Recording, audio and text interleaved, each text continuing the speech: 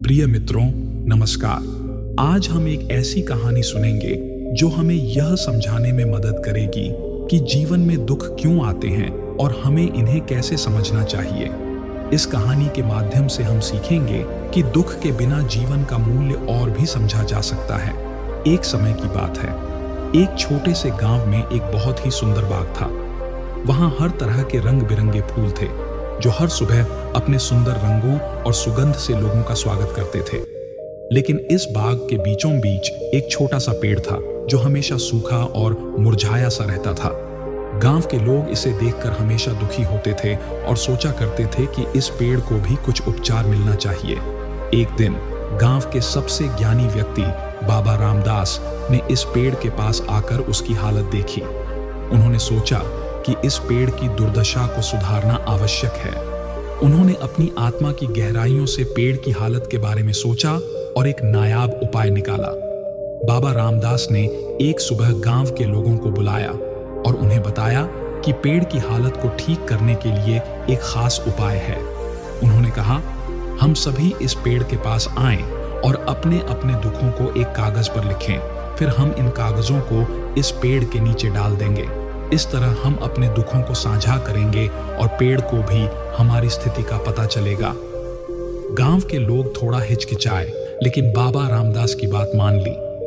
हर व्यक्ति ने अपने दुखों को कागज पर लिखा और उन्हें पेड़ के नीचे डाल दिया। धीरे धीरे सभी ने यह अनुभव किया कि जब उन्होंने अपने दुखों को दूसरों के साथ साझा किया तो उन्हें कुछ हल्का महसूस हुआ। जब सभी ने अपने दुखों को साझा किया तो अचानक ही पेड़ में बदलाव आने लगे। सूखा और मुरझाया पेड़ धीरे धीरे हरा भरा होने लगा। उसकी टहनियां हरी भरी हो गईं और फूल खिलने लगे। पेड़ ने उन सभी दुखों को अपना लिया और बदले में खुशी और सुंदरता का संदेश भेजा। गांव के लोग आश्चर्यचकित थे कि कैसे पेड़ ने उनके दुखों को संभाल लिया। उन्होंने महसूस किया कि जब हम अपने दुखों को साझा करते हैं और एक दूसरे की मदद करते हैं तो हमें अपनी समस्याओं से छुटकारा मिल सकता है। यह हमें सिखाता है कि दुख के बिना खुशी का महत्व नहीं समझा जा सकता। प्रिय दोस्तों, इस कहानी से हमें यह सीखने को मिलता है कि जीवन में दुख हमें सिखाने के लिए आते हैं। वे हमें और मजबूत बनाते हैं और हमें समझाते हैं कि खुशी और सुख की महत्वपूर्णता क्या है।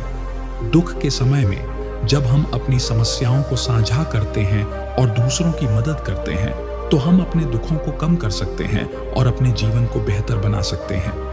उम्मीद है कि यह कहानी आपके जीवन में एक नई रोशनी लेकर आई होगी।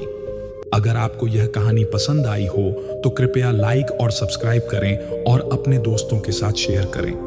अगले वीडियो में मिलते हैं एक नई कहानी के साथ। धन्यवाद।